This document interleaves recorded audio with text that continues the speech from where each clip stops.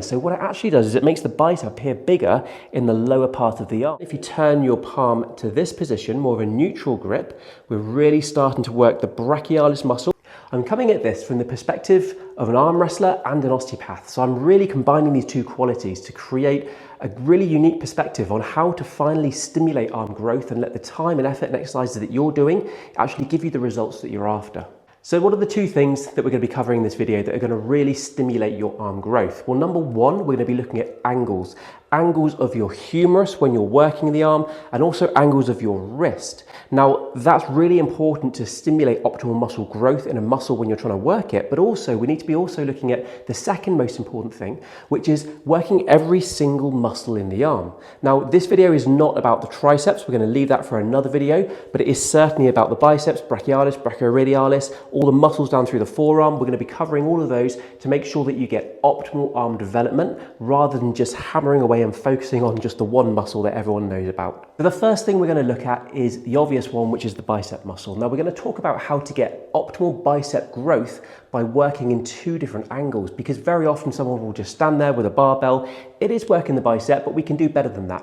What we're going to do is we're going to work the arm or the bicep muscle from two angles. Number one angle is bring your arm right forwards into this position, so it's forward of the body, because what that will do is it will shorten the bicep. And then the next one is to work the bicep in an extended range.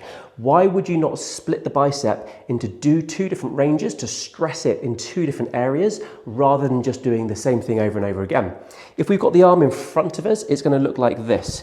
We're going to have palm facing up, and we're going to simply curl the weight like this in front of you. You can use your knee, or you can go on a preacher curl where you're sat with your arms in front of you. And you're going to do a simple thing, 8 reps, 12 reps, 3 sets like this. And then I want you to focus on what we call the extended position of the shoulder, which is going to look like this. So you're going to grab the dumbbells and you're going to be in this position and then curling up to there, keeping your arms behind you, because remember, what we do want is we want to stress that bicep muscle, not in its neutral position, not forwards because we've done that, but actually extended. So don't bring your arm up in front of you. You want to keep your arms behind you so the shoulder stays extended like this. So curling up to there, squeezing at the top and all the way down. Now remember, because we're in this position, we're stretching the bicep at the bottom of the movement.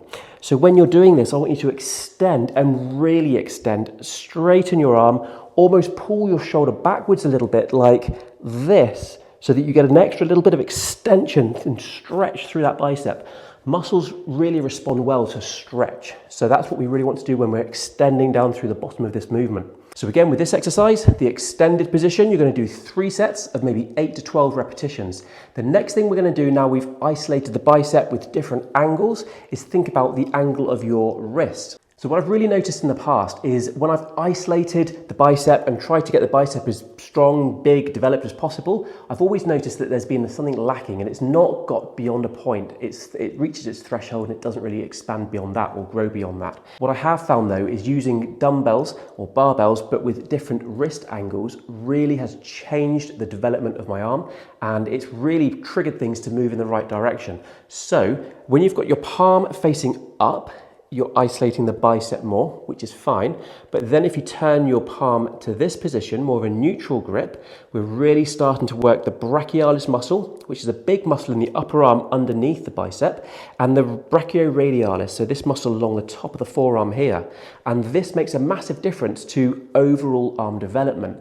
It's not isolating the bicep and trying to get bigger biceps, but that's not really what's important, because what is important is your overall development of the arm, which will make it look the way that you maybe want it to look. So you want to do curls in this position. You want to also do curls in a neutral position like this.